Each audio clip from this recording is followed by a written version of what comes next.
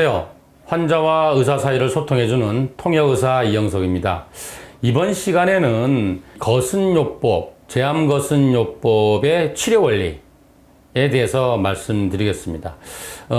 한마디로 말씀드리자면은 우리 몸이 손상받아서 질병이 걸린 거는 조직 손상 증후군이라고 이야기합니다.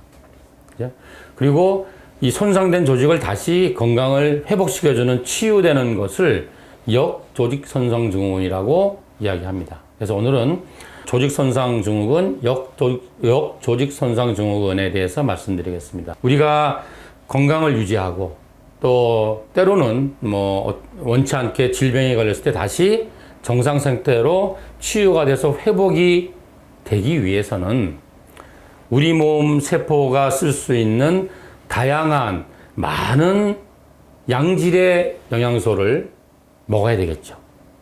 또는 요즘 같으면은 그걸 농축해놓은 주사를 정맥으로 맞아야 되겠죠. 그죠? 그래서 입으로 먹어서 그것이 입에서부터 식도로 위로 십이지장으로 해서 간, 췌장, 소장, 대장을 통하면서 잘 쪼개져야 돼요. 즉, 소화가 잘 돼야 돼요. 소화가 잘 돼서 피 속으로 잘 흡수될 수 있는 최종 영양 산물로 분해가 잘 돼야 돼요. 그 다음에 또 얘네들이 그 장에서 피 속으로 잘 들어가야 돼요. 흡수가 잘 돼야 돼요. 그래서 온몸 혈액순환을 돌아다니다가 결국엔 뭐예요? 마지막 종착지인 세포 속으로 얼마나 잘 들어가느냐. 제가 여러 번 말씀드렸지만 세포는 갓난애기예요. 통닭 못 먹어요. 김밥 못 먹어요. 다 잘게 암죽처럼 쪼개줘야 돼요. 주로 포도당이라는 거로, 아미노산이라는 거로 만들어줘야지만 얘는 그것만 먹어요. 그래서 세포로 포도당이나 아미노산이 들어간단 말이죠. 그러면 들어간 다음에 또 얘가 어떻게 또 대사 과정, 신진대사를 아주 효율적으로 잘해서, 그죠? 우리 몸에 필요한 에너지가 최대한 많이 나오고 또 단백질도 잘 만들고 이렇게 돼야 이제 건강하게 되는 것이죠. 그러면 이렇게 해서 우리 세포가 이제 많은 에너지를 만들잖아요. 그런데 참 이렇게 힘들게 먹고 이렇게 해서 만든 에너지의 거의 대부분을 어디에 쓰는지 아십니까? 우리의 체온을 유지하는 데 써요. 참 웃기죠? 왜냐하면 우리의 정상 체온이 보통 36.5도라 그러잖아요. 목욕탕에 가보시면 목욕탕의 온탕의 온도가 보통 38도예요. 그 열탕이 보통 40도에서 41도 정도밖에 안 돼요. 엄청 뜨겁잖아요. 근데 우리 큰 몸을 24시간 36.5도를 유지하도록 보일러 때우는 거예요. 그러니 얼마나 많은 에너지가 소모되겠어요. 그리고 그 다음에 이제 뭐냐면 그 남는 에너지로 우리가 움직일 때 근육을 움직이는 에너지, 눈을 보는 에너지, 소화하는 에너지, 뇌를 심장을 뛰게 하는 에너지, 이렇게 이제 에너지가 되는 것이죠. 그래서 얼마나 좋은 것들을 잘 먹어서 영양분을 충분히 공급받느냐, 그 다음에 얼마나 소화가 잘 되고 피로 흡수가 잘 되고 세포로 잘 들어가느냐, 그래서 그 다음에 세포에서 얼마만큼 이 에너지 공장을 잘 돌려서 에너지를 만들어내느냐, 이 전체 과정을 아우르는 것이 거순요법이다, 이렇게 말씀드릴 수 있습니다. 좀 더 의학적인 이야기를 해보겠습니다. 결국 거순요법, 제암거순요법이라는 것은 세포의 신진대사를 통해서 에너지를 얻기 위해서 필요한 것이 물도 이제 어떤 물인가 중요해요. 산소가 얼마큼 많은가가 중요해요. 그 다음에 전해질, 그리고 비타민, 이런 조효소들을 어떻게 효율적으로 혈액 속이나 세포 속으로 재분배하느냐 하는 것이 거순요법의 생략적인 치료 이론이다, 이렇게 말씀드릴 수 있습니다.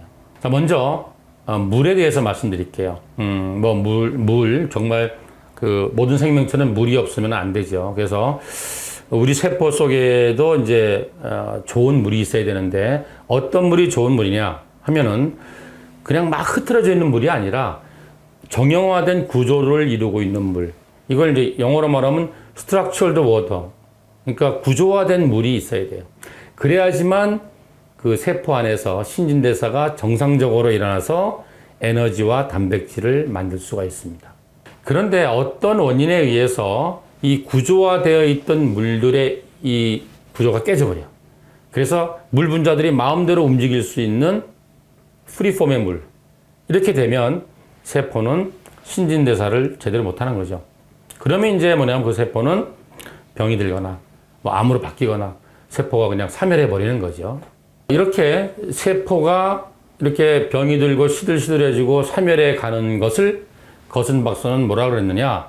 조직 손상 증후군, 티슈 데미지 신드롬이라고 이야기를 했어요. 그러면 어떤 원인에 의해서 이렇게 조직이 손상을 받느냐 하는 것에 대해서 말씀드리겠습니다. 닥터 링이라는 이제 박사가 있었는데 이분은 이제 생화학적인 연구를 했죠.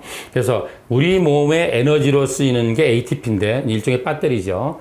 ATP는 이 세포 단백질과 붙어 있어요. 결합되어 있어요. 하나의 결합체가 되는데 이 결합체에는 칼륨 플러스 일가가 20개가 붙을 수 있는 자리가 있어요. 그러면 이제 이걸 결합체라고 그럴게요. 이걸 이제 ATP하고 단백질의 결합체야. 여기에 칼륨 플러스 일가가 20개가 붙어 있게 돼요. 그러면 여기에 우리 물이 H2O잖아요. 그 O-가 칼륨이 쫙 깔려 있는데 거기에 H2O가 또 쫙 깔려요. 이렇게 라이닝이 되는 거예요. 그럼 그 H2O 다음에 또 칼륨이 또 쫙 깔리는 거예요. 그래서 1차, 2차, 3차 라이닝이 되면서 결론적으로는 이 왼쪽 그림에 있는 것 같이 이 물 분자가 정형화된다. 이렇게 얘기를 하고 있습니다. 이렇게 정형화된 물 분자가 되어야지만 이 세포 속으로 나트륨이 들어오는 거를 밀어내는 거예요. 왜냐하면 칼륨도 플러스 일가고 나트륨 이제 소금에 올려죠. 나트륨도 플러스 일가니까 이게 자석에 올려서 튕겨서 나가는 거죠. 그래서 세포 속으로 나트륨이 못 들어오게 막아내야지 건강해진다. 그럼 어떻게 해서 이 나트륨을 막아주느냐? 칼륨이 많아야 된다. 그래야지 나트륨이 들어오는 걸 막는다. 그죠? 이 칼륨이 많아지게 되면 물 분자가 정형화가 된다. 이렇게 생각하시면 되겠습니다. 그래서 이 표에 보시다시피 요 왼쪽은 그 노말 써놨죠. 정상세포 안에는 포타슘, 칼륨은 105, 소디움, 나트륨은 20밖에 없어요. 그러니까 칼륨이 훨씬 많은 거죠. 그러니까 이렇게 생각하시면 돼요. 세포 속에는 무조건 칼륨이 많아야지 건강해. 세포 속에는 무조건 나트륨, 소금기가 없어야 건강해. 이렇게 생각하시면 됩니다. 근데 이 손상받은 세포는 반대죠. 칼륨이 6밖에 없고 나트륨이 120까지 올라가는 거죠. 그렇죠? 이걸 보더라도 건강한 세포와 병든 세포는 안에 칼륨과 나트륨 분포가 완전히 역전돼 있다. 이런 얘기죠. 그러면 그 실제로 칼륨이 나쁘고 나트륨이 나쁘냐? 그건 아니란 얘기예요. 무슨 말이냐 하면은 여기 보시다시피 세포 속으로 칼륨이 들어가고 나갈 때는 산소와 같이 들어가고 나가요. 실제로는 세포는 칼륨이 필요한 게 아니라 산소가 필요한 거예요. 산소가 많아야지 신진대사를 활발하게 해서 에너지를 많이 만들잖아요. 그래서 세포 내에 산소가 많이 들어오기 위해서는 칼륨이 많이 들어올 수밖에 없다.